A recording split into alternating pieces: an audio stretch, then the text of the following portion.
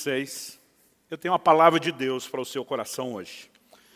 Sempre que a gente lê a Bíblia, é palavra de Deus, vai servir, mas acredito que algumas coisas, elas às vezes vêm debaixo de uma direção, de uma orientação profética de Deus, e quando a coisa certa é dita na hora certa, eu sempre tenho uma expectativa de que a gente possa ter mais resultados. Eu tenho certeza que essa era a palavra que Deus queria que compartilhasse hoje. Então vamos juntos lá para Mateus, capítulo 26. Evangelho de Mateus, capítulo 26. Nós vamos ler a partir do versículo 39. E vamos juntos até o versículo 44. Os versículos anteriores nos mostram o Senhor Jesus no jardim do Getsêmani. Ele anuncia aos discípulos que ele vai tirar um tempo de oração e pede que eles aguardem um lugar enquanto ele se distancia um pouco para orar. Mas a Bíblia diz que ele leva Pedro, Tiago e João consigo por conta de estar sentindo tristeza e angústia. E ele abertamente diz para eles, verso 38 narra isso, que a alma dele estava profundamente triste até a morte. Então ele pede que fiquem com ele, que vigiem com ele. E a partir desse contexto nós temos aí o versículo 39 em diante. O texto sagrado diz, adiantando-se um pouco, prostrou-se sobre o seu rosto, orando e dizendo, meu Pai, se é possível que passe de mim esse cálice. Contudo, não seja como eu quero, e sim como tu queres. E voltando para os discípulos, achou-os dormindo. E disse a Pedro, então nem uma hora vocês puderam vigiar comigo? Vigiem e orem para que não caiam em tentação. O espírito, na verdade, está pronto, mas a carne é fraca. Verso 42, retirando-se pela segunda vez, orou de novo, dizendo, meu Pai, se não é possível que esse cálice passe de mim sem que eu beba, faça-se a tua vontade. E voltando-se, achou-os outra vez dormindo, porque os olhos deles estavam pesados. Deixando-os novamente, foi orar pela terceira vez, repetindo as mesmas palavras. Meu Deus, nós clamamos graça e favor do Senhor, ação do Teu Espírito, o Espírito da verdade. Deus, nós queremos ser conduzidos pelo Senhor no entendimento da palavra, na aplicação do alto. Queremos ser encontrados vulneráveis, responsivos àquilo que o Senhor tem a falar e a ministrar aos nossos corações. E nós declaramos a nossa confiança no Senhor, a nossa dependência no Senhor, na ação do Teu Espírito, no fluir da Tua graça. E oramos que de fato aquilo que o Senhor tem planejado fazer no coração de cada um, dos que estão conosco, dos que nos acompanham pela internet, ao vivo, ou mesmo posteriormente, com uma palavra gravada, nós oramos que esse momento em que ouvem a Tua palavra, que sejam tocados pelo Senhor e que o Teu propósito se cumpra em nome de Jesus. Amém. Bom, esse texto retrata de uma maneira assim muito clara, muito nítida, a humanidade de nosso Senhor, o Senhor Jesus. É importante que você entenda, o livro de Filipenses nos diz lá no capítulo 2, que Cristo, subsistindo na forma de Deus, não teve o ser igual a Deus, algo ao qual ele deveria se aferrar, se prender. A Bíblia diz, mas ele esvaziou-se a si mesmo. E assumindo a forma humana, foi obediente, obediente até a morte, e morte de cruz. Então, o texto de Filipenses não apenas mostra o retrato da disposição de Jesus de obedecer até a morte, mas também fala a respeito de um Deus que se esvaziou de si mesmo para assumir a forma humana. Essa expressão esvaziou-se não significa que ele deixou de ser Deus em essência, como identidade. No entanto, ele assume a forma humana. E Cristo anda, caminha e vive nessa terra como um homem. Ele não usou atributos exclusivos da divindade. Alguns atributos de Deus que são comunicáveis, outros são exclusivos, incomunicáveis. Entre eles, a onipotência, a onipresença, a onisciência. A palavra oni significa todo. Onipresente é todo presente. Onisciente conhece tudo. Onipotente tem todo o poder. E Jesus não usou esses atributos. Ele estava limitado a um corpo. Ele ia a uma cidade de cada vez, então ele não usou a onipresença.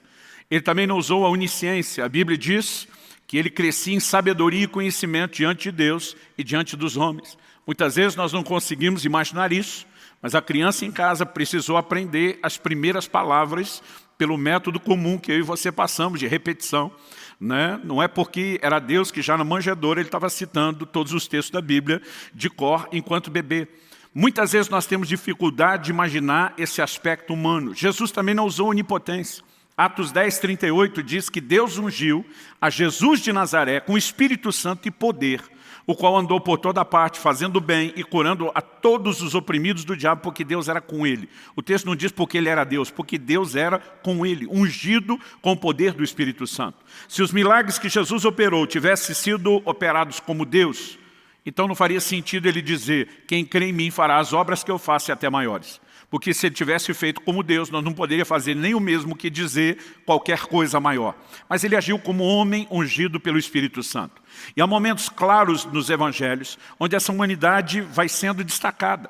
Né? A palavra de Deus fala de Jesus cansado, fala de Jesus dormindo, fala de Jesus com fome, fala de Jesus com sono. E nesse momento, a humanidade de Jesus aparece no momento onde nós percebemos o que podemos chamar de um conflito de vontades. Ele em oração está diante de Deus dizendo, seja feita não a minha, mas a sua vontade. Naquele momento Jesus admite que como homem, ele poderia ter uma vontade diferente da vontade de Deus Pai. E esse elemento é justamente o que eu quero destacar. Porque o cenário e a lição que nós temos do jardim do Getsemane é algo extraordinário. E o tema da minha mensagem hoje é aprendendo a entrega. Eu quero falar de uma atitude de rendição, de submissão, do mais profundo nível, não só de obediência, né, mas de rendição. E acho que essa palavra entrega, ela é bem abrangente. Antes de entrar no processo do aprendizado na entrega, eu quero, em primeiro lugar, destacar aqui algumas coisas. A primeira delas é reconhecer que às vezes a nossa vontade pode parecer estar conflitando com a vontade de Deus. O segundo elemento a ser destacado é o entendimento de que o reino de Deus, ou seja, o próprio Deus, suas leis, seus princípios, vem em primeiro lugar. Ou seja, a vontade dele deve prevalecer sobre a nossa. Então, só em terceiro e último lugar, eu quero tentar detalhar como se dá esse processo de aprendizado. Mas olhando aqui para o Getsemane, eu de fato percebo algumas coisas que nós não podemos deixar de destacar. Em primeiro lugar, o próprio conceito de oração. Eu olho para a igreja moderna e eu vejo um evangelho sendo pregado que está cada vez mais antropocêntrico, significa que o homem está no centro. Me parece, observando muitas mensagens, que o evangelho moderno, vou botar aqui entre aspas, porque não existe atualização do evangelho, ele é único, ele é imutável, me parece que ele visa mais agradar o homem do que a Deus. E de alguma forma, as pessoas parecem ter dificuldade de conciliar o que Deus deve fazer por nós com o que nós devemos fazer por Deus.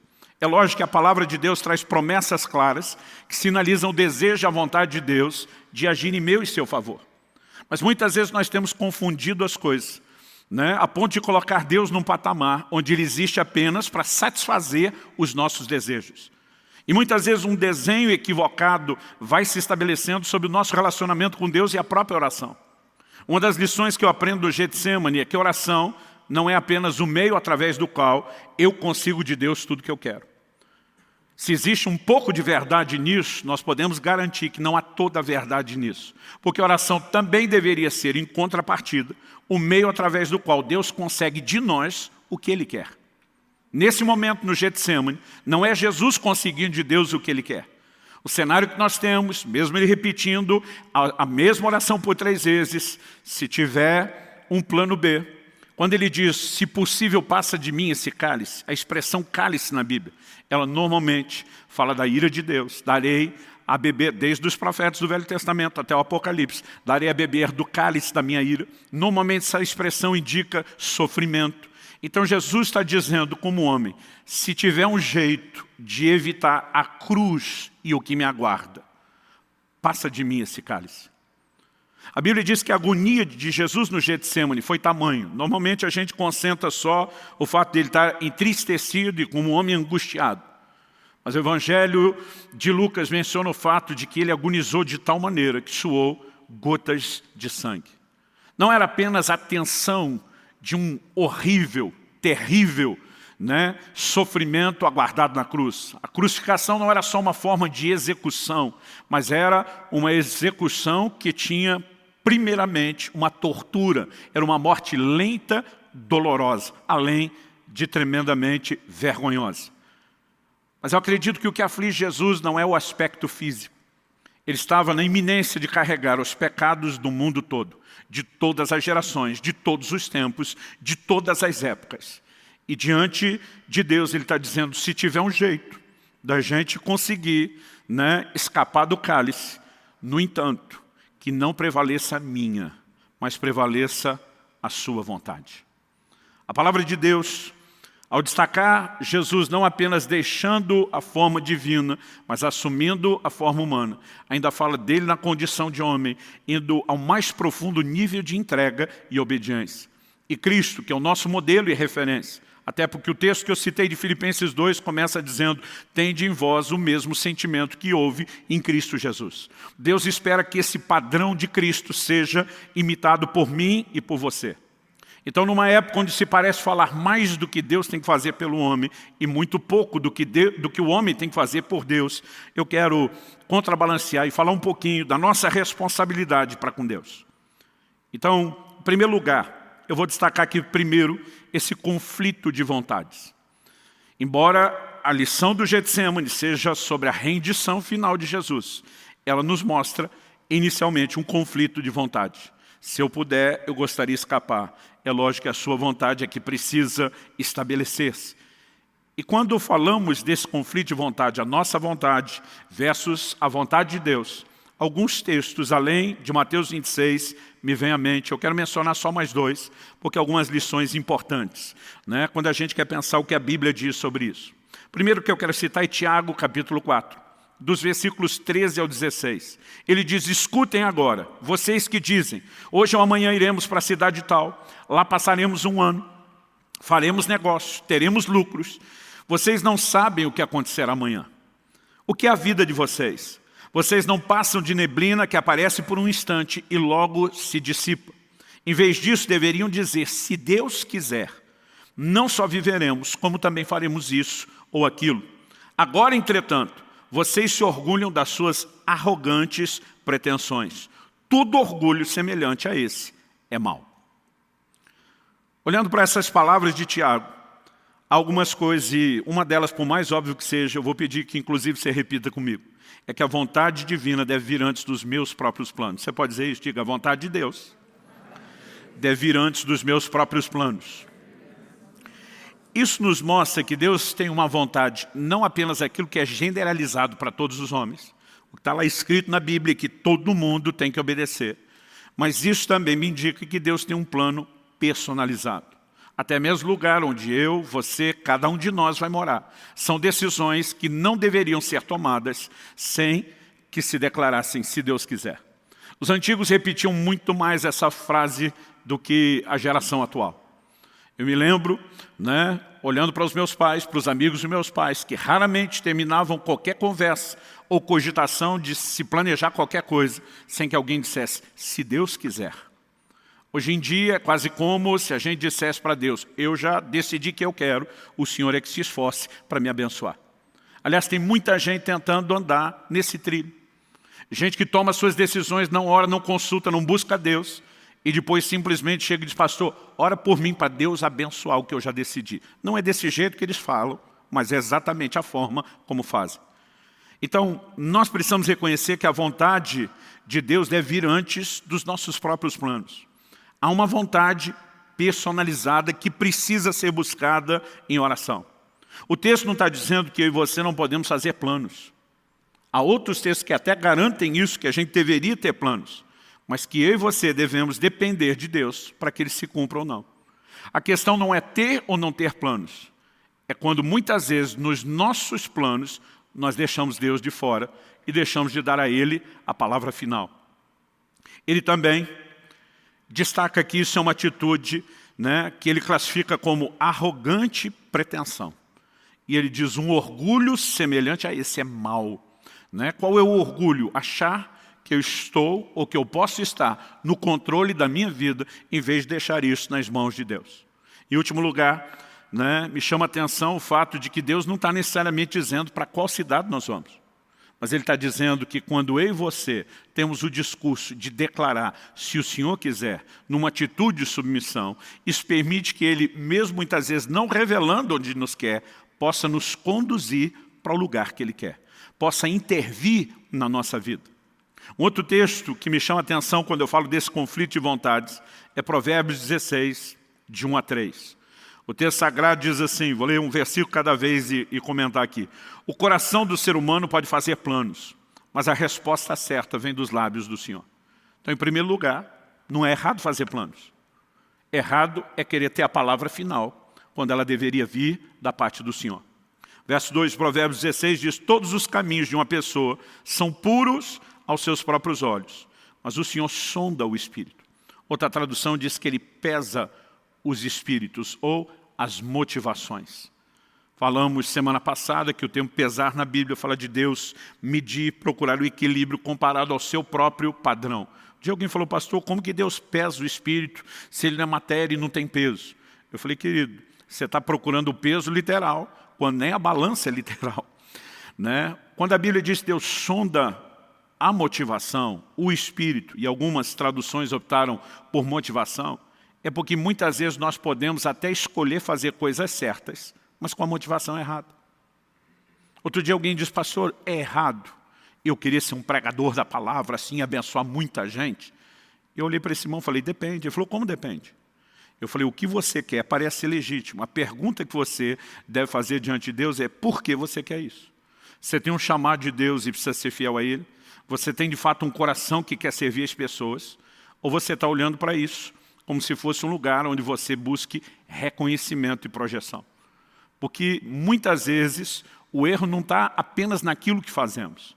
Tem muita gente tentando não fazer a coisa errada, mas fazendo a coisa certa do jeito errado. Então a Bíblia diz que há momentos onde eu e você não conseguimos discernir. Quando o texto diz que todas as coisas são puras aos nossos olhos, muitas vezes nós tomamos decisões sem sequer imaginar qual pode ser o desfecho.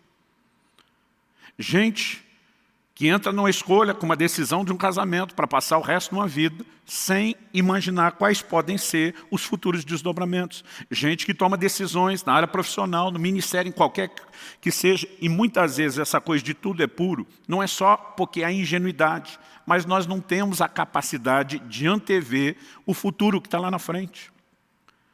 Então precisamos depender daquele que conhece o caminho, que já trilhou bem. O verso 3 de Provérbios 16 diz, entregue suas obras ao Senhor, e o que você tem planejado se realizará.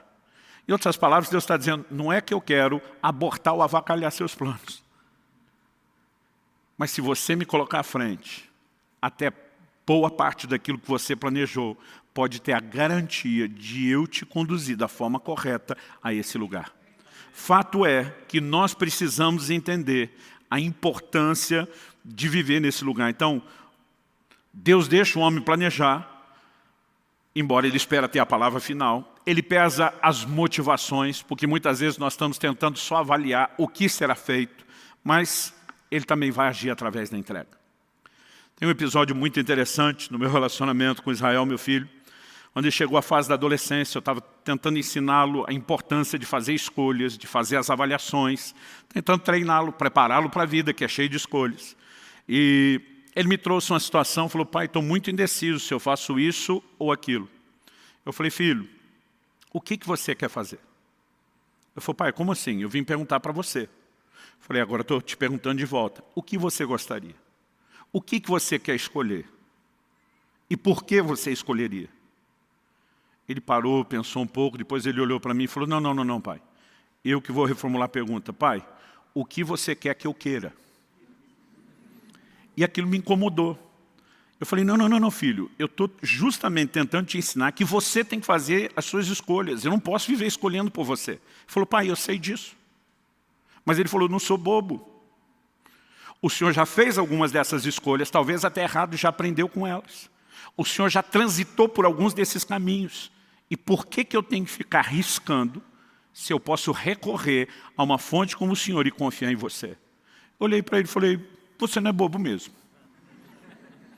Sabe, querido, muitas vezes mesmo orando, Eu lembro daquela frase do Israel e eu digo para Deus, o que o Senhor quer que eu queira? O Senhor me deu livre-arbítrio, o Senhor me deu direito de escolha.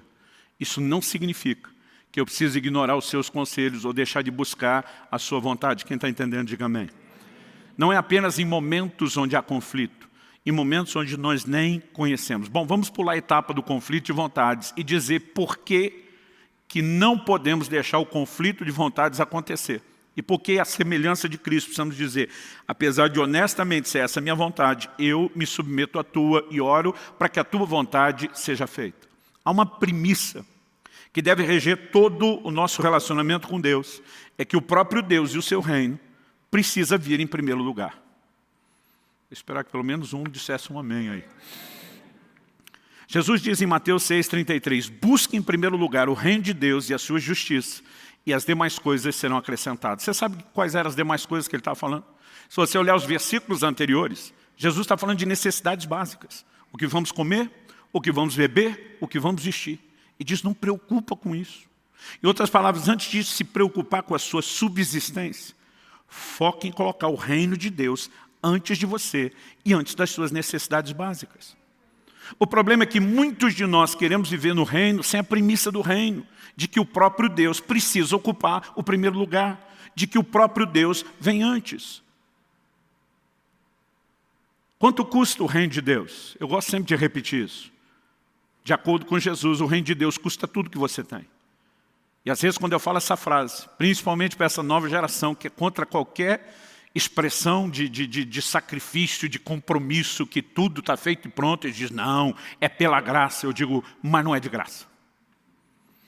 Pela graça significa que nada que você faz te fará um merecedor. O crédito é todo de Deus e da obra de Cristo Jesus. Isso não significa que você não tem que fazer absolutamente nada. Quando a gente fala que o reino de Deus custa tudo, é só olhar o ensino de Jesus. Mateus capítulo 13. Em 3 versículos, do 44 ao 46, ele conta 2 parábolas. Nas duas, apenas alegorias distintas que falam a mesma coisa. Ele diz, o reino de Deus custa tudo que a gente tem. Pastor, está escrito desse jeito? Não, bem parecido. Jesus diz, o reino de Deus é semelhante ao homem que encontrou um tesouro escondido no campo. Movido de alegria, vai e vende tudo que tem para adquirir o campo. A figura é de que o campo com tesouro representa o reino. Quanto custa o reino? Tudo que tem. Depois Jesus diz, o reino de Deus é semelhante a um negociante que encontrou uma pérola de grande valor. Ele também vai e vende tudo que tem para adquirir a pérola. É sempre um tesouro que vale mais do que tudo que nós temos, a ponto de desistirmos de qualquer outra coisa para termos aquilo. Isso fala da natureza de prioridade que o reino de Deus precisa ocupar no meu e no seu coração. Pastor, o senhor está querendo dizer que eu compro minha entrada no reino de Deus? Não, você não compra nada. Você foi comprado, não é você que compra. A Bíblia diz que Deus em Cristo Jesus realizou uma obra de redenção, de resgate, ou seja, Ele nos comprou pelo seu sangue. Então não é a gente que compra, nós somos comprados. Mas pastor, se eu fui comprado já, por que é que custa o que eu tenho? Porque se você não reconhecer a legitimidade do ato de compra que Jesus realizou na cruz, você não tem direito ao benefício da compra. E como que você reconhece isso? Romanos capítulo 10 diz, lá nos versos 9 e 10, se no teu coração creres que Deus ressuscitou a Jesus dentre os mortos, e com a tua boca confessares a Jesus como Senhor, será salvo. Agora, interessante que a Bíblia diz que a gente tem que confessar Jesus Senhor. E a igreja contemporânea mudou isso. Não tem que confessar Jesus Salvador. Você não vai achar isso na Bíblia. Mas Jesus não é Salvador? É. A Bíblia diz que você confessa Ele Senhor, você vai ser salvo. Se Ele salva, Ele é Salvador. Mas Salvador não é o objeto da confissão. O objeto da confissão é a palavra Senhor. Essa palavra no original grego, ela tem um significado que nem de longe na língua portuguesa ou na cultura moderna atual, eu e você conseguimos arranhar. Ela, na verdade, era a palavra que um escravo usava para se dirigir ao seu amo, ao seu dono, ao seu possuidor. Ou seja, o máximo que eu e você temos na nossa cultura é mera e simplesmente o filho, talvez dizendo para o pai de uma forma respeitosa, sim senhor, ou alguém dentro da cadeia de comando, com uma patente militar mais alta, batendo continência, dizendo sim senhor, muito mais um tom de respeito ou de uma suave submissão. Essa palavra, curios, no original grego, como eu disse, era usada somente a alguém que possuía, que era dono da pessoa. Então, o que a Bíblia está dizendo, que traz salvação para mim e para você, não é apenas reconhecer o sacrifício, a morte e a ressurreição de Jesus. Isso a gente crê, mas é confessá-lo Senhor. Ao confessá-lo Senhor, nós estamos dizendo, todo o controle da minha vida passou às suas mãos no dia que você me comprou pelo sacrifício da cruz. Essa confissão é uma forma de nos curvarmos diante dele e dizer, eu me rendo ao seu senhorio, eu aceito que você é meu dono, que você comprou o que eu sou, o que eu serei, o que eu tenho um dia terei. E ao reconhecer a legitimidade do ato de compra, você está desistindo de tudo. Então o reino de Deus não custa tudo porque você compra. Custa porque você tem que abrir mão de tudo e colocá-lo em primeiro lugar, reconhecendo que Ele é o seu dono e dono de tudo. Não há evangelho sem esse reconhecimento. Agora, nós temos muitas vezes tentado viver um padrão onde parece que as pessoas estão invertendo as posições. Alguns parecem que acreditam que eles são senhores, que eles dão a ordem de comando e que Deus é que é o servo para ficar obedecendo e mimando a gente em tudo. Me entenda bem. Eu não estou falando que Deus não vai responder orações. Ele disse que a gente poderia pedir o que quiséssemos. Não estou negando que há um aspecto da oração onde a gente consegue de Deus o que a gente quer. O que nós não podemos é desbalancear e deixar de acreditar que quem é Senhor é Ele e quem é servo somos nós. Nós não podemos desbalancear e deixar de entender que também na oração nós encontramos esse lugar e esse ambiente de rendição para que a vontade dEle é que se cumpra. Na oração modelo, que nós apelidamos de Pai Nosso, o Senhor Jesus nos ensinou a dizer, venha o teu reino, teu governo, venha ser rei sobre nossas vidas. Seja feita a tua vontade. A oração é um dos caminhos pelos quais eu e você nos submetemos a Deus. Em Lucas, no capítulo 14, se você for rápido de endereço, abre lá, eu gostaria que você acompanhasse comigo. Nós vamos começar no versículo 25. Lucas 14, 25. Nesse texto, o Senhor Jesus, de uma forma assim muito clara, ele pontua o que significa ser seu discípulo. O verso 25 começa dizendo, grandes multidões acompanhavam a Jesus, e ele voltando-se lhes disse. Antes de falar do que ele disse, deixa eu fazer uma observação. Quando você estiver lendo os evangelhos, e perceber que a Bíblia diz que tem muita gente, grandes multidões, você vai perceber que de forma recorrente Jesus para e diz, deixa eu explicar para vocês como que a coisa funciona. É quase como se ele dissesse, pelo tanto de gente está aqui, eu acho que vocês não entenderam. Não significa que ele não quer as multidões. Significa que ele sabe como funciona o coração e a natureza do homem. Ele está olhando para eles e dizer, deixa eu explicar. Porque pode ser que alguns de vocês não entenderam o que estão procurando.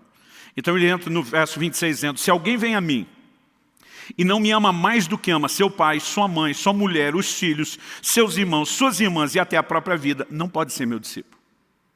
Em outras palavras, Jesus está dizendo, ou você me põe à frente de tudo e de todos, inclusive de você, ou você não pode ser meu discípulo. Ele não está dizendo que tem um discípulo muito bom e tem um outro nível que é o discípulo meia boca, mais ou menos. Ele está dizendo, ou você me põe à frente de tudo e eu me torno a pessoa mais importante, mais amada, o centro e a prioridade da sua vida, ou você não pode ser meu discípulo. Aí ele continua no verso 27, e quem não tomar sua cruz e vier após mim, não pode ser meu discípulo. Então ele está aqui basicamente dizendo, quanto custa ser um discípulo? Aí ele entra nos versículos 28 até o 30, com uma parábola, e depois no 31 e no 32 com a segunda parábola. As duas têm o mesmo significado. As duas falam que ninguém deve se lançar um empreendimento sem primeiro calcular quanto custa para ver se pode chegar até o final. Ele diz na primeira, pois qual de vocês, pretendendo construir uma torre, não se senta primeiro para calcular a despesa e verificar se tem os meios para concluir? Para não acontecer que, tendo lançado os alicerces e não podendo terminar a construção, todos os que a virem zombem dele, dizendo, esse homem começou a construir e não pode acabar. Do que Jesus está falando? De orçamento, planejamento financeiro? Sim, só como exemplo. A mensagem não é como eu e você devemos cuidar da nossa vida material e financeira. Ele pega essa lógica e aplica isso como um exemplo para algo que é espiritual. Verso 31 e 32. Ou qual é o rei que indo para combater outro rei, não se senta primeiro para calcular se com 10.000 homens poderá enfrentar o que vem contra ele com 20.000. Caso contrário, estando outro ainda longe, envia-lhe uma embaixada pedindo condições de paz. Os dois textos dizem, calcula o custo do empreendimento. Se achar que não dá conta, vaza, nem começa o empreendimento. Do que é que Jesus está falando? Olha o verso 33, onde ele arremata. Assim, pois, semelhantemente, igualmente, da mesma forma, da mesma maneira. Agora Jesus vai trazer a aplicação da figura. Assim, pois, qualquer um de vocês que não renuncia a tudo que tem, não pode ser meu discípulo. Quanto custa o reino de Deus? Tudo que você tem. E sabe o que Deus espera? Que cada um de nós calcule exatamente, ponha na ponta do lápis, quanto custa ser discípulo dele. Em outras palavras, ele está dizendo, se você acha que não pode viver esse nível de senhorio, aonde ocupe esse lugar de prioridade, você nem deveria começar, ou tentar começar essa jornada. Pastor, não me falaram isso o dia que eu me converti. Deveria ter lido as letrinhas pequenas do contrato. Se o gerente do banco não te mostrou, você deveria ter lido. Meus queridos, servir a Cristo ou ser um discípulo de Cristo é muito mais do que um dia erguer a mão, ir no apelo, frequentar cultos. Nós precisamos permitir que Ele tenha governo pleno das nossas vidas. Quem está entendendo, diga amém. E sabe, nós jamais vamos entender ou poder discutir esse conflito de vontade se não entendemos o reino de Deus, o próprio Deus, em primeiro lugar. E se Ele está em primeiro lugar, e se Ele de fato ocupa esse papel, então nós devemos a Ele plena submissão. Faz sentido para você? Bom, e se de fato as coisas são assim, o que nós devemos a Ele é essa plena submissão, rendição. E isso é o ponto que eu quero explorar agora. A entrega, esse nível de rendição, não é algo automático. Não é porque você converteu, que alguém apertou um botão no céu e algo automaticamente passou a funcionar dentro de você e agora você virou uma pessoa profundamente rendida e submissa a Deus e à sua vontade. Determinadas virtudes na vida cristã, elas se aprendem. Paulo, por exemplo, diz em Filipenses, capítulo 4, versículo 11, eu aprendi a viver contente em toda e qualquer situação. Não importa se é abundância ou escassez. Contentamento se aprende. Não, pastor, eu nasci de novo, tem que ter o contentamento dentro de mim. Não, você aprende. Contentamento e rendição, entrega, não estão na lista do fruto do Espírito. Amor, alegria, sim. À medida que você se rende à nova natureza, isso brota e começa a te governar. Contentamento e entrega se aprendem. E eu quero te dar uma outra ótica do que aconteceu no Getsemane, retratada no livro de Hebreus. Nós mencionamos isso brevemente naquela série de mensagens que eu falei sobre a teologia das lágrimas. Vamos lá, Hebreus, capítulo 5, do versículo 7 a 9. A Bíblia diz assim, Ele, Jesus, nos dias da sua carne, eu gosto dessa expressão, nos dias da sua carne, está destacando a humanidade de Jesus. Porque é importante mencionar isso, depois da morte e ressurreição de Cristo, essa condição em que Jesus se move limitado à humanidade foi mudada. Paulo diz em Colossenses 2 que nele, em Cristo, habita a plenitude, habita corporalmente a plenitude da divindade. Ou seja, se ele abriu mão temporariamente de qualquer atributo, depois da ressurreição, essa condição muda completamente. Então a Bíblia faz esse destaque nos dias da sua carne. Isso nos lembra não só que era no tempo do ministério terreno, mas lidando com essa limitação da natureza humana que cada um de nós tem. A Bíblia diz, tendo oferecido com forte clamor e lágrimas, orações e súplicas a quem o podia livrar da morte, foi ouvido por causa da sua reverência. Esse versículo 7 situa o acontecimento exatamente no Getsemane. Não apenas por causa das lágrimas e nas orações, mas a Bíblia é clara em dizer que isso aconteceu quando ele fez súplicas a quem o podia livrar da morte. Se possível, passa de mim esse cálice. Essa é a interpretação de Hebreus, que ele estava clamando a quem poderia livrá-lo da cruz e da morte. E a Bíblia diz, ele foi ouvido por causa da sua reverência.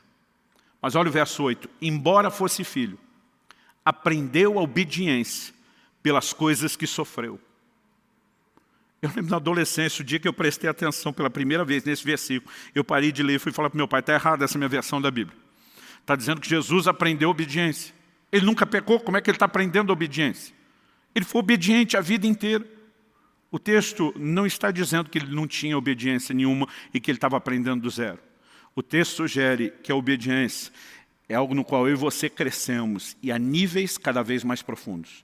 Ele é gerado sem pecado, ele nunca pecou. Mas nesse momento, pela primeira vez, ele está diante de um claro conflito de vontades. Deixa eu te dizer, a hora em que o meu e o seu coração será testado é quando o conflito surge. Eu já vi gente dizendo, não, pastor, eu sou submisso à minha liderança. Já vi mulheres dizendo, sou submisso ao meu marido. E alguns não são submissos. Eles estão vivendo uma harmonia espontânea. Enquanto o líder pensa igual, está tudo bem. É na hora que houver um conflito de vontades que nós vamos descobrir onde é que está o coração. Porque tem gente que não é que ele está se submetendo, ele concorda, então ele aceita. A submissão é quando você descobre o desejo de ir em outra direção. E agora você tem que abrir mão e se render a quem está numa posição diferente da sua. Nesse momento, pela primeira vez, Jesus está diante de um dilema da grande missão da vida dele que ele veio cumprir. É por isso que o texto de Filipenses diz, foi obediente até a morte. Ou seja, ele não obedeceu apenas mandamentos, ele tinha que obedecer o comissionamento pleno, a missão de ir à cruz por mim e por você. Só que a Bíblia está dizendo que ele aprendeu obediência pelas coisas que sofreu. Que sofrimento é esse? Não está falando do sofrimento da cruz. O sofrimento da cruz acontece depois que ele já foi obediente e vai até o fim. Então está falando desse sofrimento interno, desse conflito que muitas vezes eu e você podemos ter e enfrentar. No entanto, a Bíblia diz, e tendo sido aperfeiçoado, verso 9, tornou-se o autor da salvação eterna para todos os que lhe obedecem.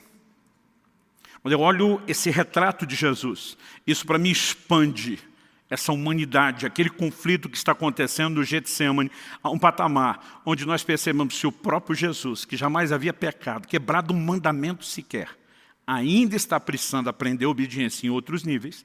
A pergunta, com resposta óbvia é, e nós? Será que não temos níveis mais profundos de entrega? Nós precisamos entender que entrega é algo que se aprende, obediência é algo que se aprende continuamente. Quanto mais nos sujeitamos ao Senhor, estamos sendo aperfeiçoados. O aperfeiçoado não é só para quem tinha defeito. Jesus nunca havia falhado, mas ainda estava sendo aperfeiçoado, entrando em níveis de rendição cada vez maior. Alguém disse que ninguém fica bom em nada a não ser com treino. Eu quero te dizer que até na obediência e na entrega não deve ser diferente. Quanto mais nós praticamos, quanto mais exercitamos, mais nós aprendemos e mais nós crescemos. Quem está entendendo, diga amém. Sabe, querido, muitas vezes a nossa dificuldade é que a gente não consegue avaliar que Deus tem algo melhor, porque muitas vezes nós estamos focados no que custa aquele sacrifício da vontade no momento. Jesus está olhando para a cruz. Ele está olhando, imagina, não apenas para o sofrimento físico. Ele entra num nível de agonia, a ponto de suar gotas de sangue. E, obviamente, como um homem, ele está assustado diante do que ele vai enfrentar. A Bíblia é clara, diz que ele estava triste, a alma angustiada. E, de repente, ele pensa, é muito sofrimento.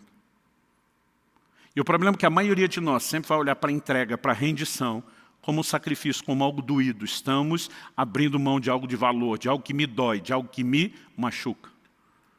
O que muitas vezes nós deixamos de levar em conta é que não há nada que o Pai Celeste nos peça que possa ser caracterizado como injusto ou que seja para o nosso mal.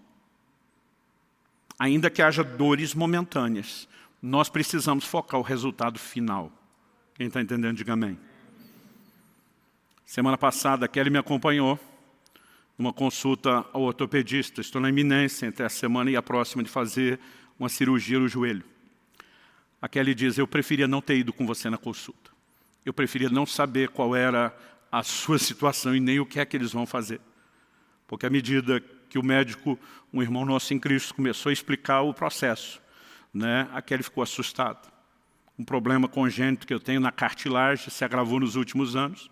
Por conta dele, o osso da junta foi acomodando de forma diferente, foi gerando uma pequena protusão e deformação óssea, o ângulo da perna começou a alterar. Quanto mais alterava, mais piorava a situação do joelho, quanto mais piorava, mais entortava o ângulo da perna. Ele falou, pastor, eu tenho que corrigir a curvatura da sua perna em 15 graus.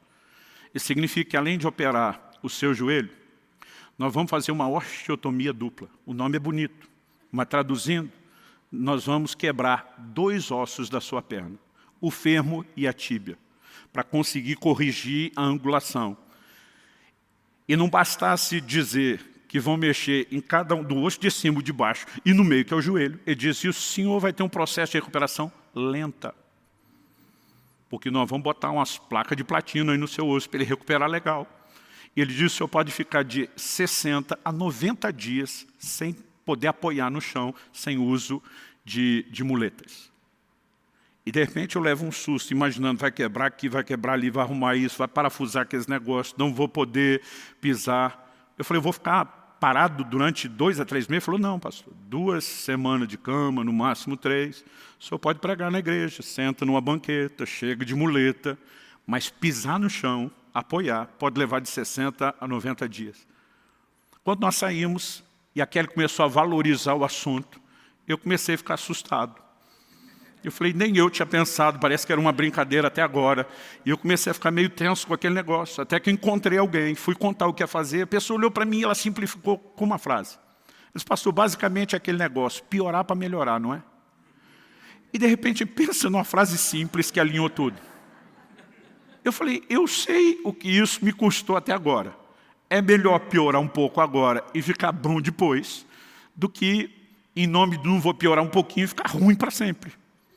E dentro de mim as coisas se resolveu, bora fazer a cirurgia. Por que eu estou dizendo isso? A maioria de nós não entende o que vem depois da entrega, o que vem depois da rendição. A Bíblia diz não apenas que Jesus foi aperfeiçoado, não apenas que ele aprendeu a obediência, mas se tornou autor de eterna salvação para todos. A questão é o que vem depois. E muitas vezes a gente assusta olhando só para aquilo que está na nossa frente e não consegue enxergar o que vem depois. Eu vou, pastor, o senhor quer poder voltar a se exercitar, ter uma vida normal, passar o resto dos seus anos pregando tranquilo? Eu falei, quero. Ele falou, então olha lá para frente. E aí você precisamos entender o que vem depois. Não há ninguém que tenha praticado entrega e você olhe nas Escrituras e diga, não se deu bem. Pastor, e aqueles mártires que se renderam a ponto de morrer? O livro de Hebreus diz que muitos deles não aceitaram o seu livramento. Não é que não poderiam ter um livramento, não quiseram. Disseram para Deus, nós não vamos usar o crédito. A Bíblia diz porque visava uma superior ressurreição. Quando eu e você não encontramos a recompensa da entrega aqui, pode ter certeza que ela vem depois. Anos atrás, eu quero terminar com isso. Ouvi o pastor Francisco, nosso querido Chicão, chamo ele de Chicão, antigamente chamava de Pai Chico, alguns falam, pastor, parece pai de santo, é melhor não usar esse nome. Mas Francisco pregou uma mensagem no momento de crise, daquelas que ele senta na frente da gente, prega para a gente. E ele me falou, olha, daqui a alguns anos, eu não tinha filhos ainda na época, ele falou, daqui a alguns anos você vai entender melhor, que talvez uma das maiores expressões de entrega é quando você lê na Bíblia pais que entregaram os próprios filhos. Quando você for pai, você vai descobrir que não tem nada tão valioso, tão precioso para a gente como os filhos. Eu falei, por que você está dizendo isso? Ele falou, eu quero te citar 3 exemplos de pais que entregaram os seus filhos em contextos diferentes, que é o maior nível de entrega que se pode fazer. O próprio Deus, quando vai expressar o seu amor, a Bíblia diz que Deus amou o mundo de tal maneira que deu seu filho. E de Gênesis 22, 2, Deus pede a Abraão. Deus diz a Abraão, pega o seu filho, seu único filho, o filho que você ama. Mas eu digo para Deus, precisava judiar do velhinho desse jeito? Só pedir o filho já era difícil, tem que lembrar que é o único filho, o filho que ama. Ele diz, e o ofereça em sacrifício. Então Deus pediu esse nível de entrega. Abraão não ficou pensando no que perderia. Abraão ficou pensando na coerência de Deus. Se ele me fez uma promessa, eu não sei por que ele está pedindo algo tão contraditório. O livro de Hebreus diz que ele cria que Deus poderia ressuscitar o garoto. Em outras palavras, o Senhor não vai se contradizer, a sua promessa vai se cumprir, e eu não vou te negar nada, nem o filho da minha velhice, que eu crie para receber do Senhor. Então ele diz, há determinadas entregas que nós praticamos porque Deus pede. E muitas vezes o difícil não é Deus te pedir algo. O difícil é você ver que Ele pediu para você e não pediu para mais ninguém. Eu fico imaginando Abraão, nunca ouvi falar que o Senhor pediu um filho para ninguém. E não tem nada antes nem depois. Eu fico à vontade de falar nisso porque hoje é algo bem resolvido, durante um tempo para mim não foi. Deus me pediu desde o início do meu ministério que não tivesse nenhum ganho pessoal com meus livros.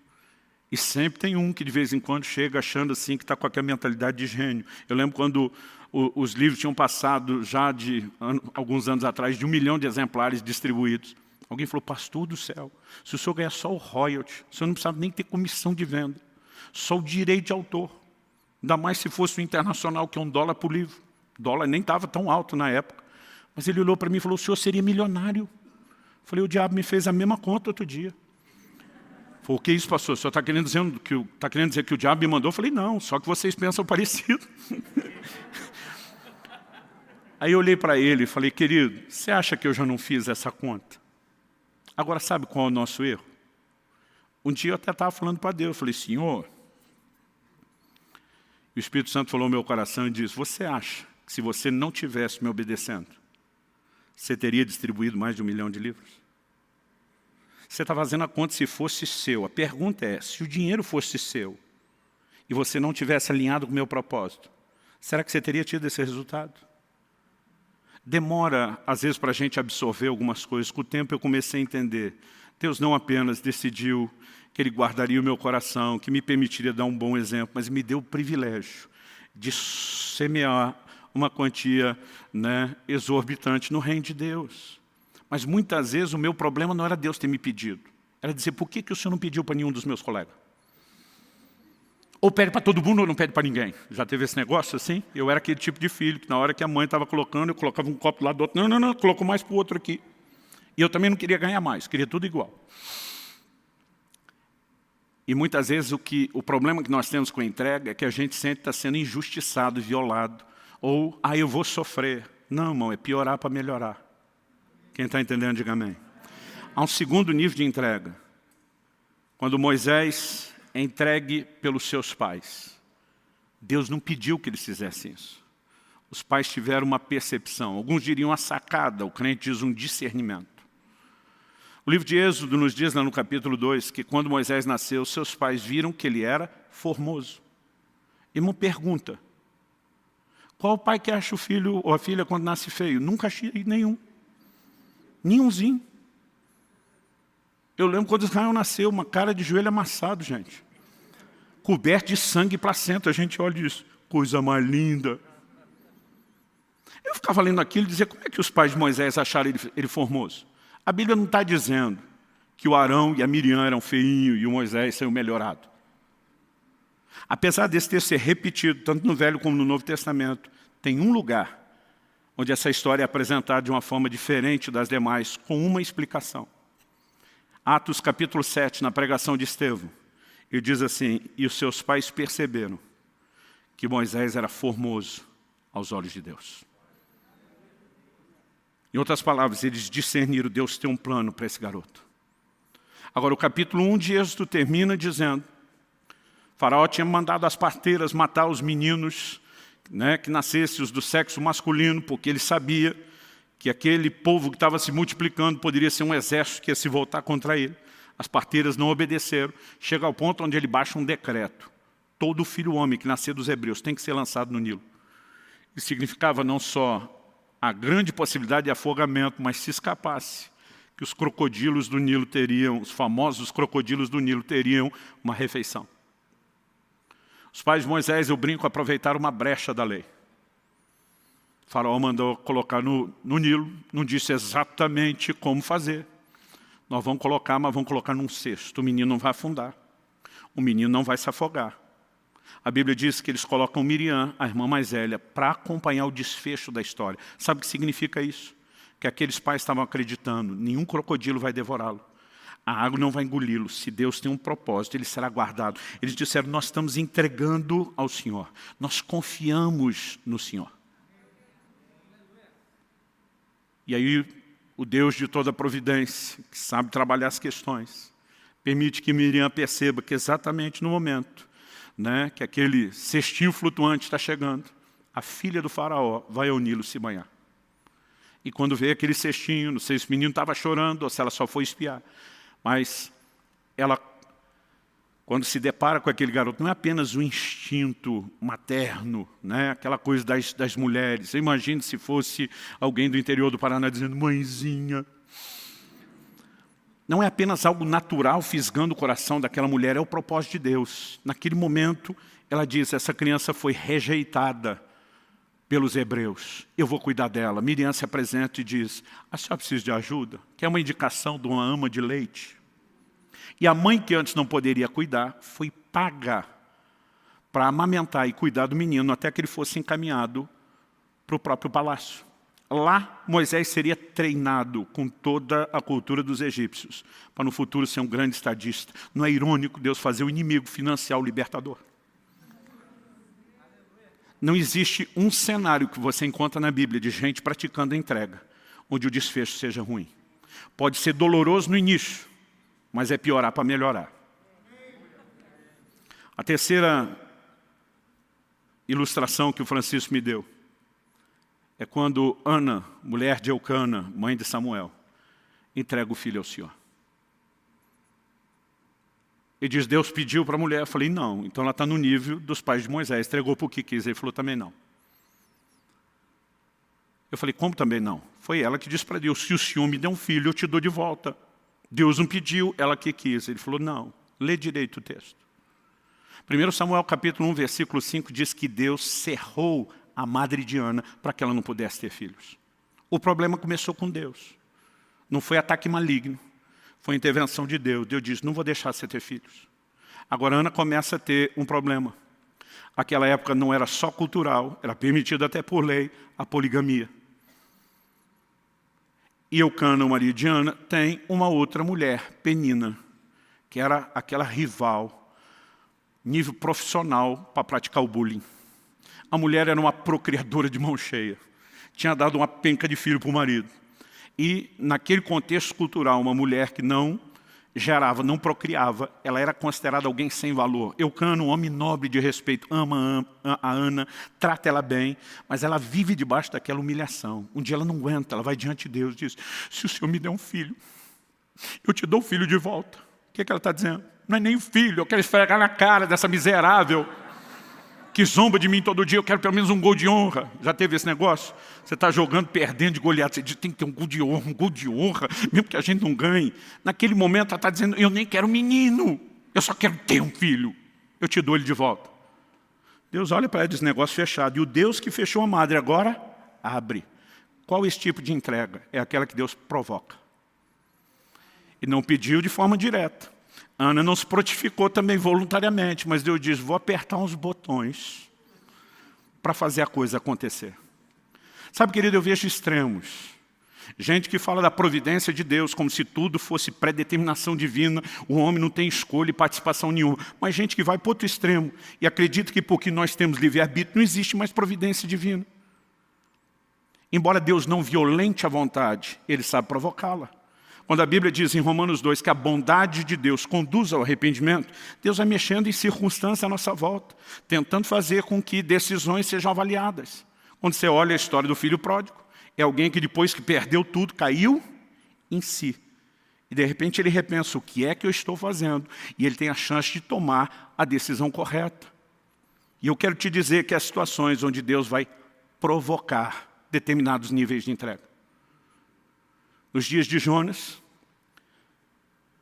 Nínive, capital da Síria, estava para ser destruído. Eles eram considerados homens terríveis, cruéis. Não apenas o tipo de pecado que praticavam como civilização, a forma como tratavam, desde os prisioneiros de guerra e tudo. E Deus diz, Jonas, vai pregar para Nínive que se arrependa.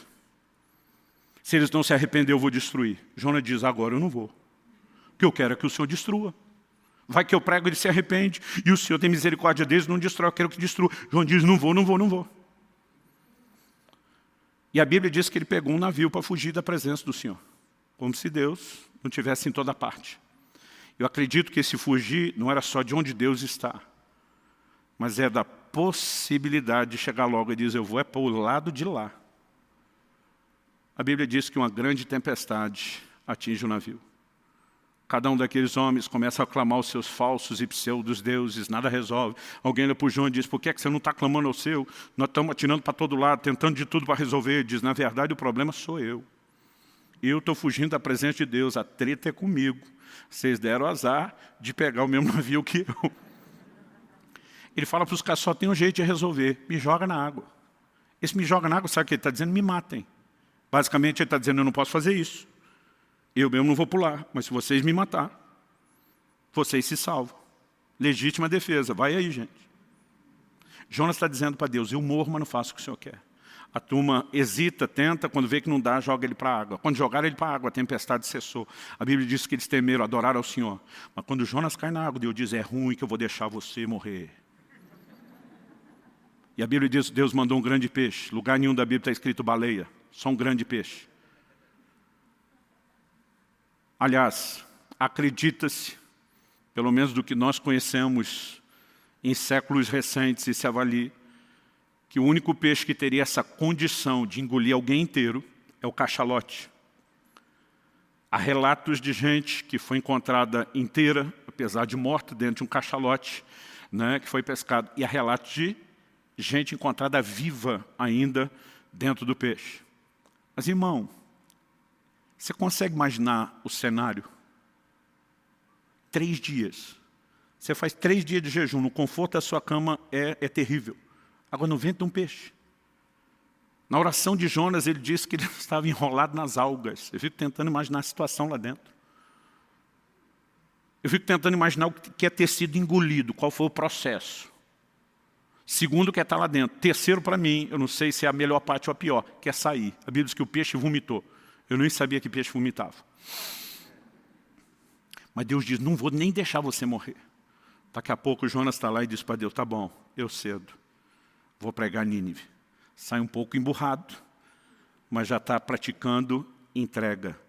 Existem determinados níveis de entrega que Deus sabe como provocar. E não importa o formato. Em cada um deles tem coisas na minha vida que Deus diz, eu vou te pedir. Tem coisas que eu olhei para Deus e falei, essa eu vou fazer para o Senhor porque eu quero. E eu olho momentos onde eu vi Deus pressionando as circunstâncias de tal forma que eu falei, Ele está provocando a entrega. Seja qual for o formato. Eu e você não deveríamos olhar para a dor do momento ou sacrifício do momento. Deveríamos pensar, é piorar para melhorar. Haverá um dia onde eu e você vamos estar diante de Deus. E naquele dia nós vamos olhar para trás, para todo sacrifício, para toda rendição, para toda entrega. E nós não vamos olhar para trás com nenhum tipo de arrependimento ou remorso. Eu creio que dentro de nós vai brotar algo que vai produzir um sorriso de satisfação no rosto. E nós vamos poder dizer, valeu a pena. Não há nada tão extraordinário como viver submissão a Deus. Qual o problema do homem desde o início? Deus diz, não come dessa árvore. Tinha 2 árvores espirituais, mas Deus diz, dessa não come, e o resto pode. A serpente chega e diz, é verdade que ele vedou a árvore? O foco nunca está, é verdade que ele deu todo o resto? É verdade que é dessa forma? Todo o problema do homem começa quando ele tenta ser independente de Deus, cultivar sua própria vontade e escolha. O único remédio para a humanidade é a plena sujeição e submissão ao Senhor. 1 de Pedro, capítulo 1, verso 2, a Bíblia diz que nós fomos eleitos, não apenas para a santificação do Espírito, não apenas para a aspersão do sangue, mas a Bíblia diz para a obediência. Não existe um cristianismo destituído de obediência, de rendição ou de entrega. E se eu e você tentarmos viver qualquer coisa distinta disso, não é o Evangelho. Eu sei que eu estou falando aqui de algo, como eu falei, de aprendizado. O próprio Jesus começou o ministério, diz a Bíblia, aos 30 anos. Ele tem pelo menos 3 Páscoas. Alguns acreditam em 4 Páscoas. Né? Eu particularmente estou nesse time, o que daria mais ou menos uns 3 anos e meio de ministério. Ou seja, Jesus, aos 33 anos, ainda estava aprendendo obediência. Embora tenha praticado desde o início. Há determinados níveis que eu e você vamos precisar de tempo para alcançar a maturidade. Isso me faz lembrar de Jesus falando com Pedro em João 21. Eu queria que você já se colocasse em pé para parecer que está acabando. Em João 21, no verso 18, Jesus disse para Pedro, quando você era mais moço, e para mim aqui não é só idade cronológica, é maturidade, você cingia a si mesmo, você ia onde queria. Mas Jesus disse, quando fores mais velho, aqui também para mim não é só idade cronológica, é maturidade. e diz, ou te cingirá, te levará para onde não queres. Mas antes de falar, ou te cingirá, te levará para onde não queres, e diz assim, estenderás as mãos. Olhe para cá. O verso 19 explica que esse estender as mãos era, disse isso para significar com que tipo de morte Pedro haveria de glorificar a Deus. Crucificação. Quando era criança, achava que só Jesus e os 2 bandidos é que foram crucificados, ninguém mais na terra. Demorou para eu descobrir, estudando história na escola, que o Império Romano crucificou incontáveis milhares de pessoas. Era uma das formas de execução precedida, né, por tortura mais comuns. Pedro tinha prometido para Jesus, por ti eu daria minha vida. Na primeira chance, ó, ele vaza, nega Jesus, e ele mostrou que não tinha maturidade para esse nível de entrega. Jesus está olhando para ele dizendo, Pedro, eu não estou olhando para a falha do passado, nem para a limitação do presente. Eu estou de olho no seu futuro. Você ainda vai chegar a um lugar profundo de rendição.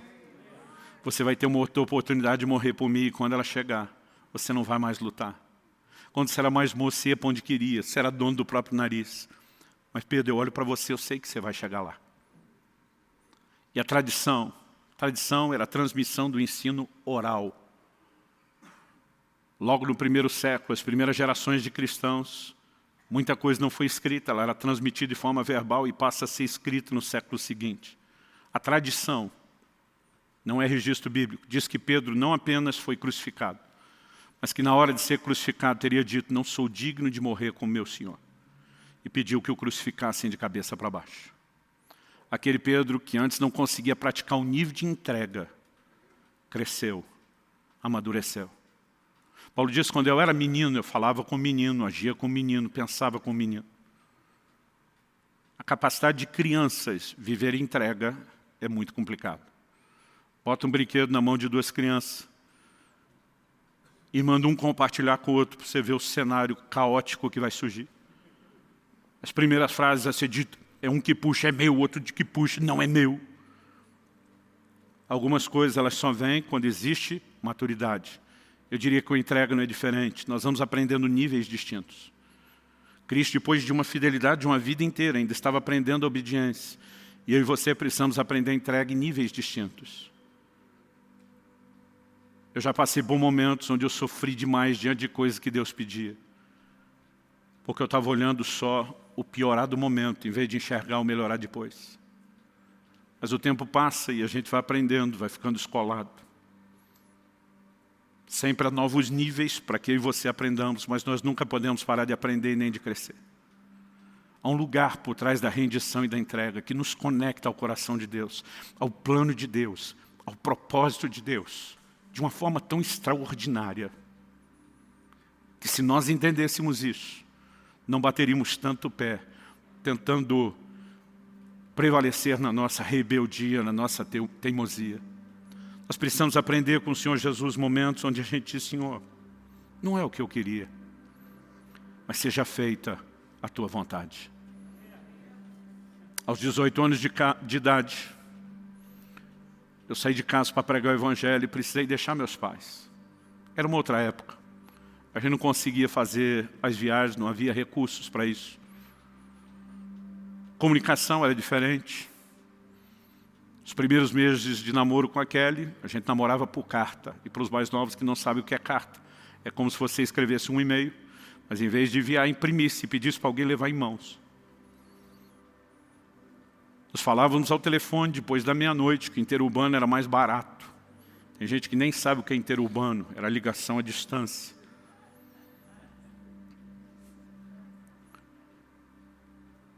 Eu só consegui ter uma noção do que meus pais se dispuseram a fazer. Quando meu filho, ao completar 18 anos de idade, saiu de casa, e quando ele saiu, eu sabia pelo testemunho do Espírito Santo que ele não voltaria mais. Era dali para casar, de lá para o ministério, para servir a Deus. E hoje eu olho para trás e digo, Senhor, eu te louvo. Porque meus pais decidiram me tratar, não como propriedade deles, mas tua. E eu me recuso a tratar meus filhos de forma diferente. Eles são seus. Faz o que quiser. Sabe, à medida que o tempo passa, você consegue ter percepções diferentes.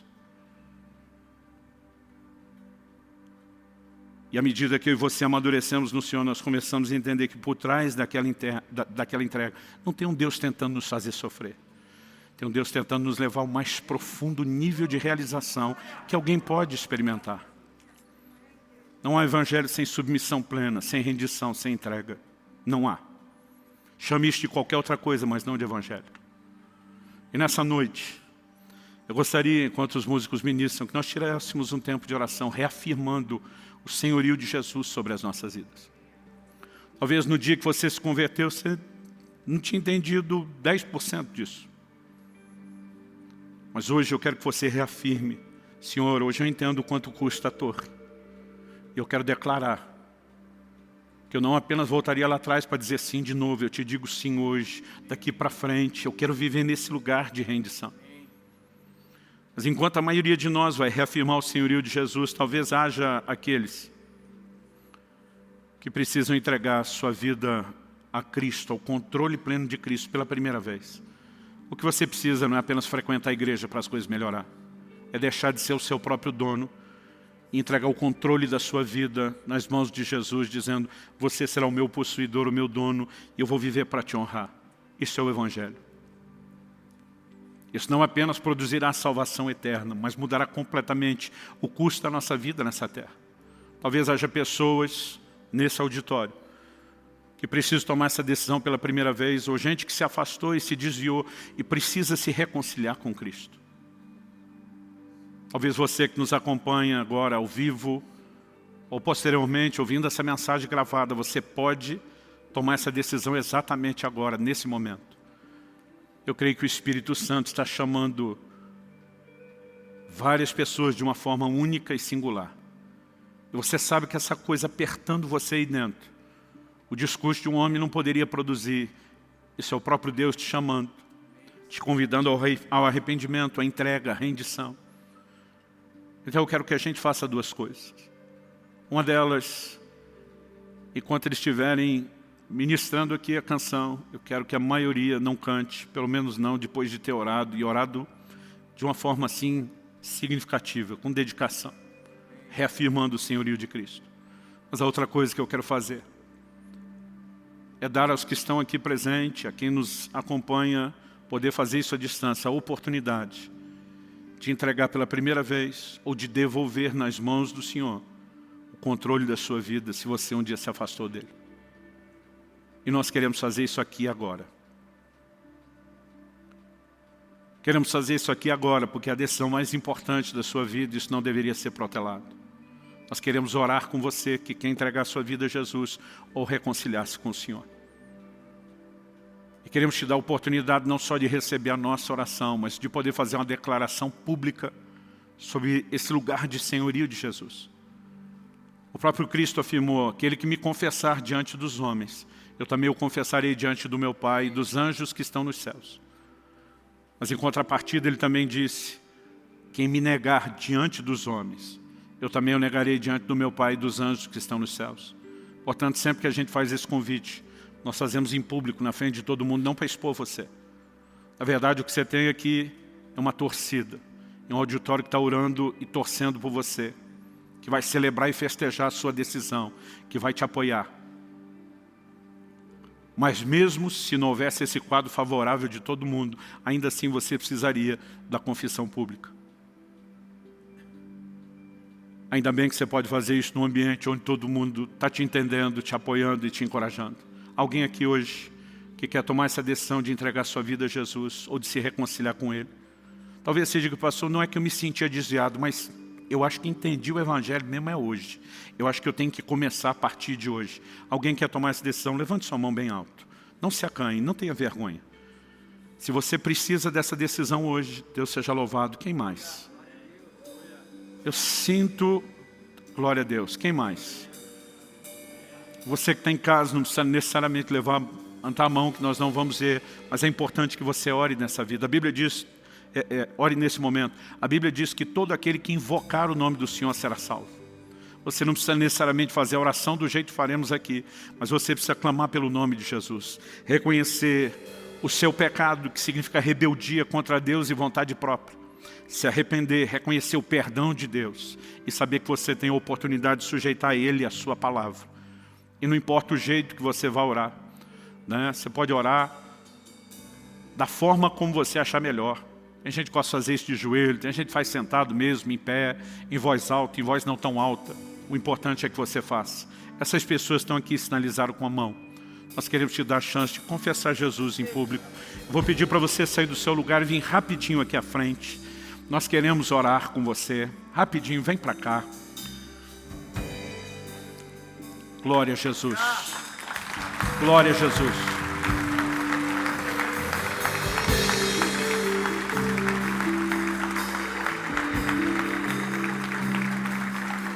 Há mais alguém? Mesmo se você não levantou a mão antes, se tem algo apertando o seu coração, talvez você nem esteja entendendo. Outro dia alguém me disse, pastor, nem entendi direito o que você falou, mas algo me apertava dentro e dizia, vai lá, vai lá. E diz, eu estou aqui, eu quero fazer direito, eu quero começar. Se houver mais alguém, sai do seu lugar e venha. Vou pedir aos conselheiros que ore com eles, ou com quem mais vier à frente. Glória a Jesus. Te damos glória, Jesus, te damos honra.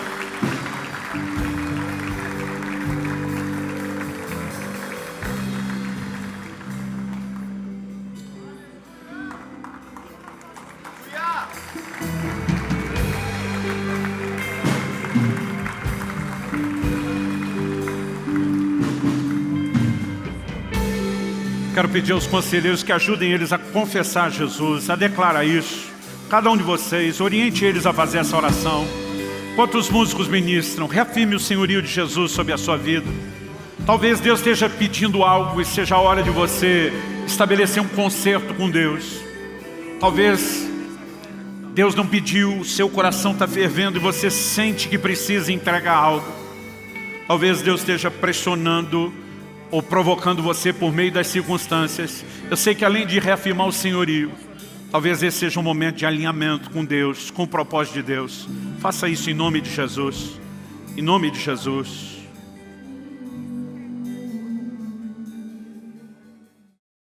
Damos teu nome, Senhor Jesus, pelo privilégio de viver não de forma autônoma, por conta própria, mas alinhados ao teu querer, à tua vontade, ao teu propósito. Nós clamamos, Senhor, a despeito de uma natureza carnal, naturalmente rebelde. Nós queremos viver sujeição e entrega em níveis cada vez mais profundos e de forma progressiva. Nessa noite não apenas reafirmamos teu senhorio sobre nossas vidas.